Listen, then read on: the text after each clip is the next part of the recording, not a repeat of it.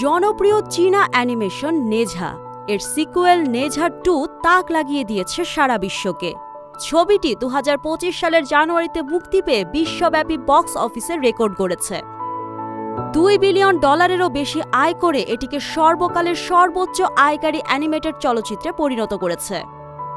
Jiaoji পরিচালিত এই সিকুয়েলে নেঝা এবং আওবিং চরিত্রের পুনর্জীবনের পর তাদের শহর রক্ষার জন্য যুদ্ধ করে। এভাবেই এগিয়ে গেছে সিনেমাটির কাহিনী। চীনা পুরাণের উপাদান ও অত্যাধুনিক ভিজুয়াল ইফেক্টের সমন্বয়ে নির্মিত এই চলচ্চিত্রটি দর্শকদের মুগ্ধ করেছে।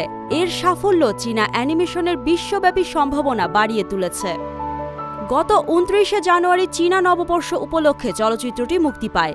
মুভিটির এই সাফল্যে উচ্ছ্বাসিত এর নির্মাতা ও কলাকুশলীরা। হলিউডের বাইরে এটাই প্রথম অ্যানিমেশন যেটা কিনা আন্তর্জাতিক বাজারে প্রায় $2 বিলিয়ন আয় করেছে।